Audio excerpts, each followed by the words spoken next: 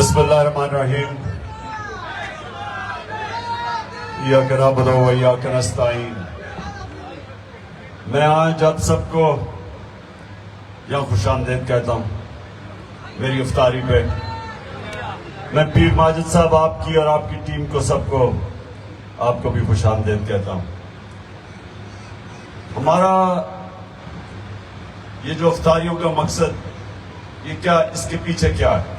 ایک تو آپ سب یہاں آئیں افطاری کریں، آپ سب کو مجھے موقع بھی ملتا ہے دیکھنے کا، ملنے کا، کیونکہ اتنا آسان نہیں ہوتا میرے لیے باہر نکلنا اور لوگوں سے ملنے کا۔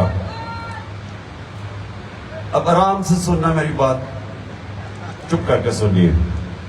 میرا کوشش یہ ہے کہ آپ سب کو میں آپ کی تربیت کروں، کیونکہ آپ میرے کارکن ہیں، اور میں جو چاہتا ہوں کہ میرے کارکن سب لیڈر بن جائیں، یا آپ سب لیڈر بن جائیں۔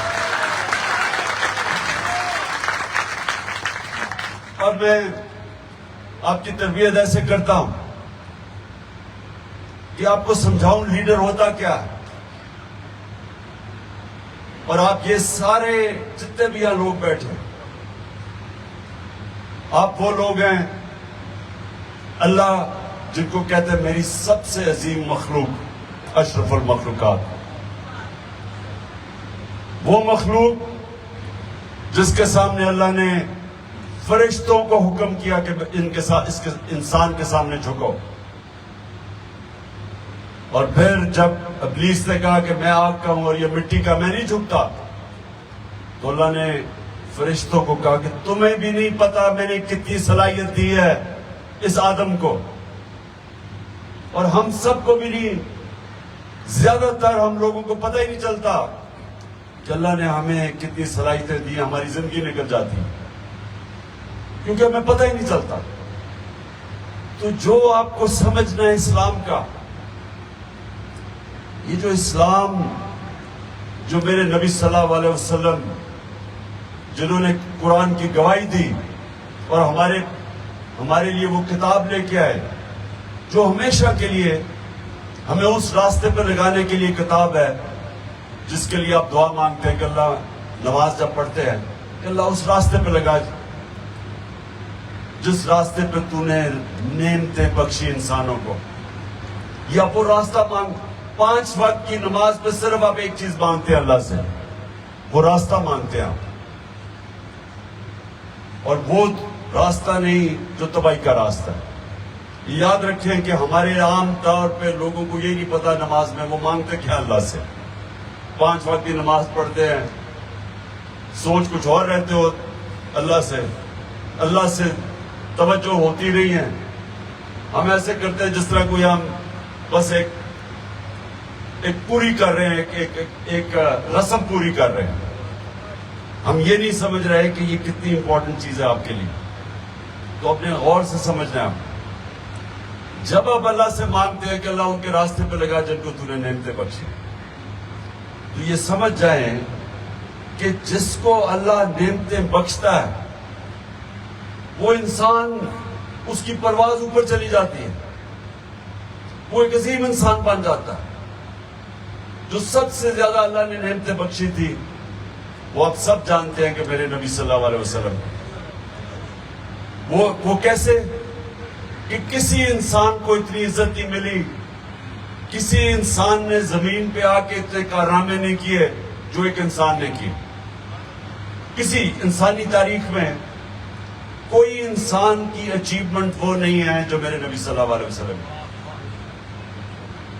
تو ان کی زندگی، جب اللہ حکم کرتا ہے کہ ان کی زندگی سے سیکھو، ان کی سنت سے، ان کی شریعت سے، ان کے راستے سے، تو اللہ اصل میں تمہیں کہہ رہا ہے کہ اگر تم نے اوپر جانا ہے، عظیم انسان بننا ہے، تو ان کی زندگی سے سیکھو۔ اصل میں یہ ہے ہمارے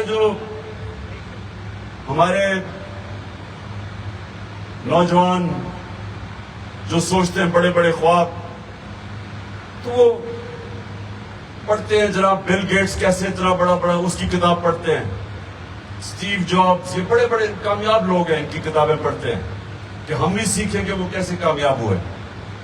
میں جب اسٹوڈنٹ تھا تو میں کرکٹر بننا تھا تو میں بڑے بڑے کرکٹرز کے ان کی کتابیں پڑھتا تھا کہ وہ کیسے بڑے کھلاڑی بنے.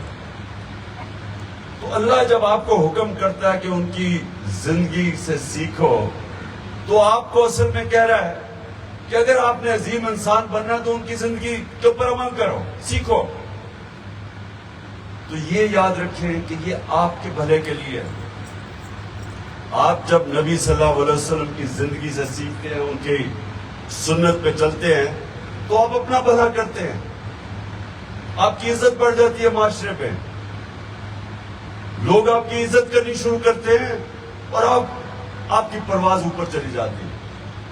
اب یہ ہم کیسے, یہ تو میں نے اب بات کر دی, لیکن عملی طور پہ دنیا میں یہ کیا کب ایسا ہوا تھا؟ اب یہ میں آپ کو کہہ رہا ہوں کہ جو ان کے راستے پہ چلے گا وہ اوپر چلا جائے گا, وہ عظیم انسان, معاشرہ اوپر اٹھ جائے گا. تو یہ کیسے ہوا تھا؟ تو یہ تاریخ, اب میں آپ کو تاریخ بتا رہا ہوں.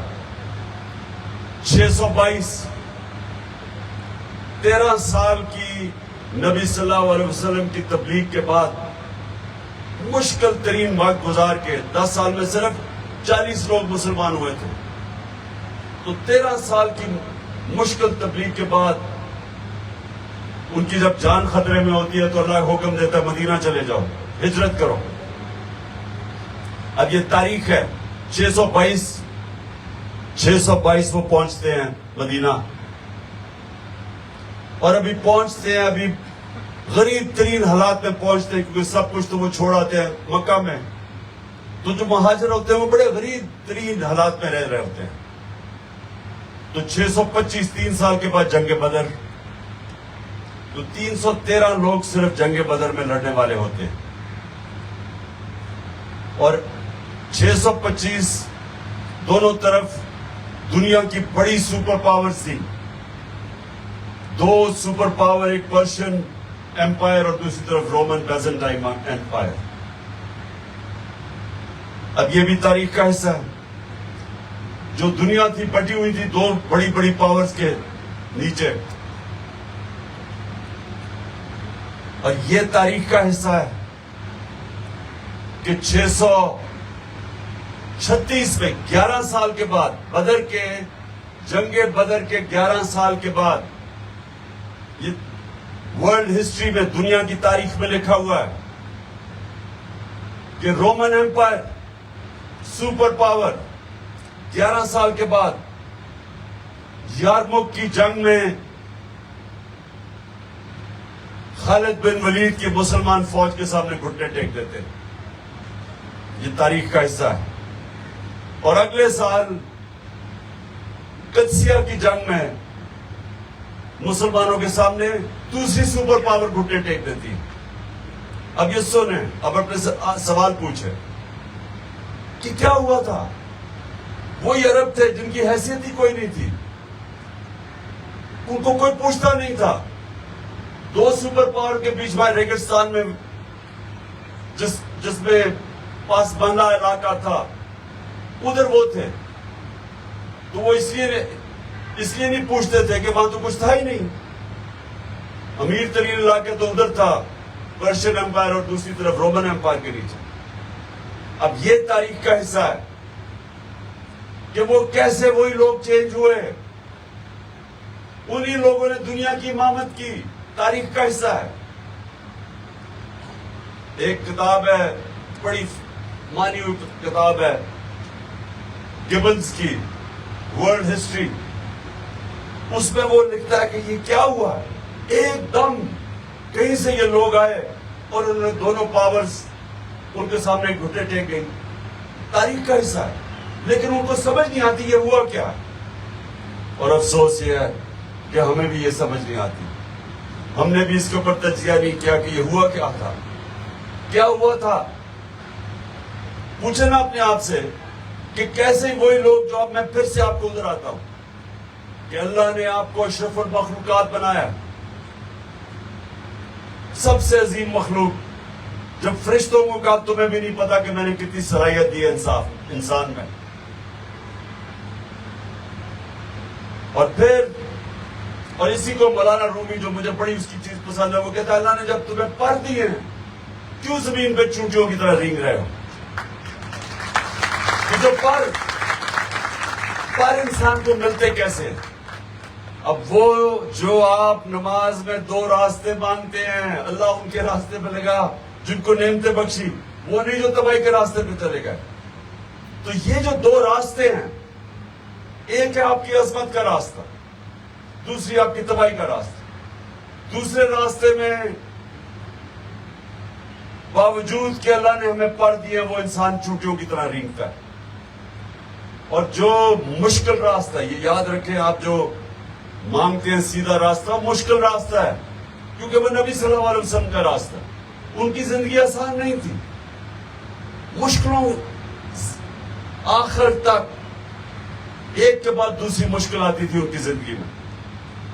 لیکن اللہ نے انسان کو بنایا کیسا ہے کہ جتنی وہ مشکلوں کا سامنا کرتا ہے انسان اور تکڑا ہو جاتا ہے. صرف ایک چیز ہے کہ جب تک انسان ہار نہیں مانتا، کوئی کوئی ہار اس کو ہرا نہیں سکتی. یہ بڑا ضروری ہے آپ کو سمجھنا. لیکن ہار وہ نہیں مانتا، خاص طور پہ وہ انسان جس کے اوپر اللہ پہ وہ ایمان رکھتا ہے. وہ جب میدان میں نکلتا ہے وہ کہتا ہے اللہ جو بھی میرے پاس سامنے مشکلیں آئیں گی میں اس کا مقابلہ کروں گا. ہار نہیں مانتا. یہ جو آپ کو سمجھنے کی بات ہے اوپر جانے کا، میں آپ کو بتا رہا ہوں آپ کی لیڈر آپ کیسے بنیں گے.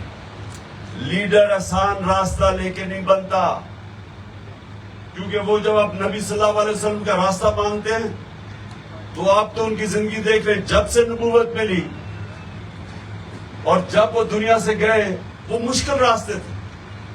وہ ہر وقت ان کو مشکلوں کا سامنا کرنا پڑا، لیکن مشکلوں نے ان کو طاقت دے دی.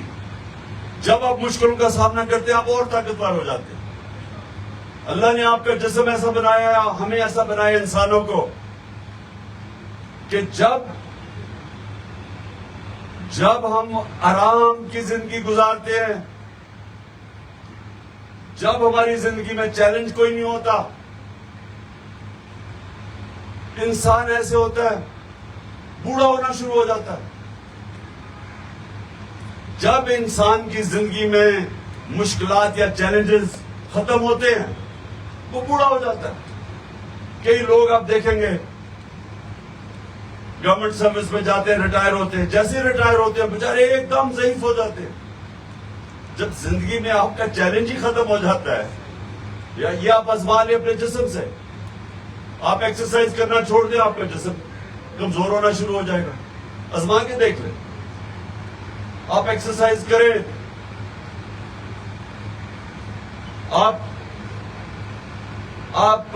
بوڑھے بھی، آپ کی عمر بھی بڑھتی جائے گی اور آپ کو اللہ بوڑھا نہیں کرے گا کیونکہ آپ نے اپنے جسم کو ایکسرسائز کرتے ہیں. اسی طرح جب ذہن ہے، جتنے آپ چیلنجز ذہن کا لیتے رہیں گے اتنا آپ تکڑے ہوتے جائیں گے. روزوں کے اوپر ایک ریسرچ میں پڑھ رہا تھا، مغربی ایک اخبار نے ریسرچ لکھی روزوں کے اوپر. اس نے کیا کہا؟ اس نے کہا اللہ نے انسان کا جسم ایسا بنایا ہے جب وہ جسم کو مشکلوں میں ڈالتا ہے تو اللہ نے جسم کے اندر ایک ایسی چیزیں، ایسے کیمیکلز ہیں وہ آ کے پھر لڑتے ہیں جسم کو کی حفاظت کرنے کے لیے. جب ایک جسم آپ کا، جب آپ کھانا نہیں کھاتے تو جسم کو مشکل میں ڈالتے، آپ ورزش بھی کرتے کھانا نہیں کھاتے، تو اللہ نے جسم میں ایک ایسے کیمیکلز چھوڑے ہوئے ہیں جو نکل کے پھر لڑتے ہیں جسم کو بچانے کے لیے. اللہ نے جسم ایسا بنایا ہے تو جسم کو بچانے کے لیے وہ پھر پوری کوشش کرتے ہیں. اور وہ پھر آپ کی جس کو کہتے ہیں امیونٹی سسٹم، جو بیماریوں سے روکتا ہے آپ کو، وہ آپ کا امیونٹی سسٹم اور تکڑا کر دیتا ہے. تو روزوں کو یہ مغربی اخبار کہہ رہا ہے کہ اس کا فائدہ کیا ہے کہ وہ انسان کا امیونٹی سسٹم بہتر کرتا ہے، یعنی ہمیں بیماریوں سے بچاتا ہے. بجائے یہ سمجھے کہ ہم روزہ نہیں رکھیں گے، ہم کب کھانا نہیں کھائیں گے، ہم کمزور نہیں ہوتے. اصل میں جسم اندر سے مضبوط ہو جاتا ہے. اسی طرح آپ کا ذہن ہے، جب تک آپ اپنے آپ کو بڑے بڑے چیلنجز دیتے رہیں گے. جس طرح علامہ اقبال نے کہا کہ ستاروں کے آگے جہان اور بھی ہیں, ابھی عشق کے امتحان اور بھی ہیں. مطلب یہ کہ جب آپ ایک مرحلے پہ پہنچتے ہیں تو وہ رکتے نہیں ہیں, پھر اپنے آپ کو ایک اور چیلنج کرتے ہیں, پھر اور چیلنج کریں, اور انسان اور اوپر جاتا رہتا ہے. میں جب کھلاڑی تھا تو میں ٹیم میں آیا, 18 سال کا تھا, انہوں نے مجھے فیل ہو گیا, ٹیم سے نکال دیا باہر. 4 سال لگے مجھے واپس ٹیم میں آنے میں. سن ایک منٹ, چپ. اس نے کہا کہ مجھے ٹیم سے نکال دیا, مذاق اڑایا میرا. میں واپس آیا, میں نے پھر اپنے آپ کو ٹارگٹ سیٹ کیا کہ میں ٹیم کا سب سے بہتر آل راؤنڈر بنوں گا. 2-3 سال کے بعد بن گیا. پھر میں ایک کچھ سنا نہیں, ابھی میں بات کی چھوڑ کر. اس کے بعد میں نے کہا پھر ایک اور ٹارگٹ سیٹ کیا کہ میں دنیا کا سب سے اچھا آل راؤنڈر بنوں گا. پھر اور محنت کرنی پڑی. وہ ایک چند سالوں کے بعد وہ بھی وقت آیا, میں بن گیا. پھر میں کپتان بن گیا. پھر میں نے کہا میں پاکستان کو دنیا کی ٹاپ ٹیم بناؤں گا. مسلسل اپنے آپ کو چیلنج بڑھاتا گیا, کبھی رکا نہیں کہ ہاں چلو جی اب تو میں بن گیا ہوں, چپ کر کے اب آرام کروں. دنیا میں یہ کوئی چیز نہیں ہے. اگر آپ نے جو اشرف المخلوقات, اللہ نے جو آپ کو طاقت دی, اگر وہ اس پہ پہنچ رہے ہیں تو مسلسل اپنے آپ کو چیلنج کرتے رہے. مجھے جب امن کا وقت آ جاتا ہے تو میں اپنے آپ سے پوچھتا ہوں کہ میں کیا غلط کر رہا ہوں, میری زندگی کیوں آسان ہو گئی ہے. میں اپنے سے سوال پوچھتا ہوں, اس کا مطلب میں کوئی غلط کر رہا ہوں کہ میری زندگی آسان ہو گئی.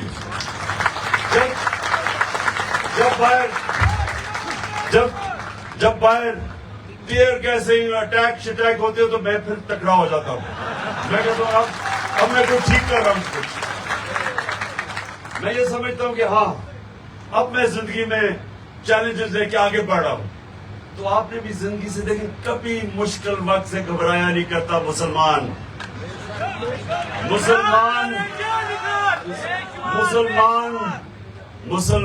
جب کہتا ہے لا الہ الا اللہ تو وہ ایک دعویٰ کرتا ہے کہ اللہ تیرے سوا کوئی نہیں ہے جھکنے کے قابل. بڑا دعویٰ ہے, لیکن ہوتا کیا ہے کہ وہ دعویٰ کر کے اور پھر کبھی پیسے کے بت کے سامنے جھک جاتا ہے, کبھی خوف کے بت کے سامنے, کبھی اپنی میں کے, اپنی انا کے سامنے جھک جاتا ہے. یہ سارے قسم کے یہ شرک ہے. جب آپ دعویٰ کرتے ہیں پھر آپ بہت بڑا ایک مشن کے سامنے آ جاتے ہیں, جو کہ وہ مدینہ میں نبی صلی اللہ علیہ وسلم نے ان لوگوں کو دنیا کی امامت کروائی, جن کی حیثیت یہ تھی انہوں نے دنیا کی امامت کی, اور یہ تاریخ کا حصہ ہے. کہنے کا جب آپ اللہ ہمیں حکم کرتا ہے کہ نبی کے راستے پہ چلو تو ہم سب وہ کر سکتے ہیں, لیکن ہمیں اس راستے پہ چلنا ہے جس کی 5 وقت کی آپ نماز پڑھتے ہیں کہ اللہ اس راستے پہ لگا. ہم کہتے ہیں اس راستے پر, دوسرے راستے پہ چل پڑتے ہیں. مانتے ایک راستہ ہے, چل جاتے ہیں دوسرے راستے پہ. تو جو راستہ ہے عظمت کا, یہ یاد رکھنا, آج بڑی خاص ایک رات ہے, اس میں دعا کرنا. جب نماز پڑھیں تو اور چیزیں نہ سوچنا, اپنا ذہن فوکس کرنا اللہ کے سامنے, اس سے مانگنا دل سے کہ اللہ مجھے وہ نبی کا راستہ چاہیے جو عظمت کا راستہ ہے, اور وہ راستہ نہیں جو ابھی قدم کا بات نہیں, اور دوسری طرف وہ راستہ نہیں ہے جو تباہی کا راستہ ہے کہ کہتے ہیں اللہ لا الہ الا اللہ اور ہر بت کے سامنے جھک جاتے ہیں. خوف کا. اچھا یہ سنو, جو لیڈر ہے نا, جو سب سے بڑی چیز یہ یاد رکھنا, جب آپ دعویٰ کرتے ہیں نا لا الہ الا اللہ, تو لیڈر کسی کے سامنے جھکتا نہیں ہے. بزدل آدمی لیڈر نہیں بن سکتا. اور دوسرا, نبی کی جو 2 سب سے بڑی صفتیں تھی, صادق اور امین, سچا اور امانت دار, سچا اور انصاف کرنے والا. یہ 3 صفتیں ہیں جس کے بغیر آدمی لیڈر نہیں بن سکتا, اور آپ نے سب نے لیڈر بننا ہے. اور آپ نے یہ یاد رکھنا ہے کہ صرف پرواز آزاد انسان کی ہوتی, غلام کی پرواز اوپر نہیں ہوتی. آزاد انسان صرف اوپر جا سکتا ہے. اچھا جی, اب ہم دعا کریں, سارے دعا کریں, کیونکہ روزہ کھل کے اذان سے پہلے ہاتھ اٹھاؤ کہ اللہ پاکستان کو وہ ملک بنا، وہ عظیم ملک بنا جو مدینہ کے ریاست کے اصولوں کے اوپر کھڑا ہو۔ اللہ پاکستان میں عدل اور انصاف قائم کرنے کی ہمیں ہمت دے۔ اور اللہ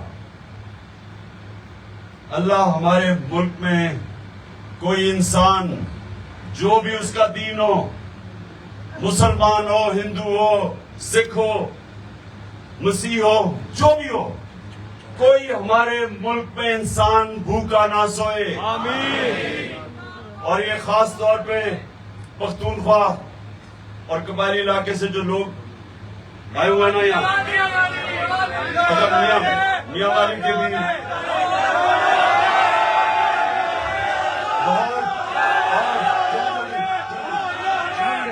جنگ اور میاں والی سارا یہاں آگے، گجرات اور لودرا، آئی ڈی ایف بھی ہے۔ ہاں آئی ڈی ایف کو میں آج خاص طور پہ آج خراج تحسین پیش کرتا ہوں، آئی ڈی ایف کو، ہمارے ڈاکٹرز کو، جو آپ نے مشکل وقت میں لوگوں کی مدد کی، ساروں میں کی۔ اور خیبر پیچھے ہے، ہمارا خیبر۔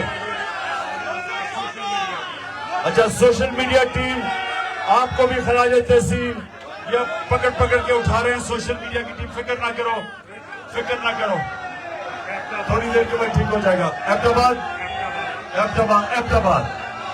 اچھا جی، آخر میں کہ اللہ ہمارے پاکستان کو وہ ملک بنا جو دوسرے ملکوں سے پاکستان میں لوگ نوکریاں ڈھونڈنے آئے۔ آمین۔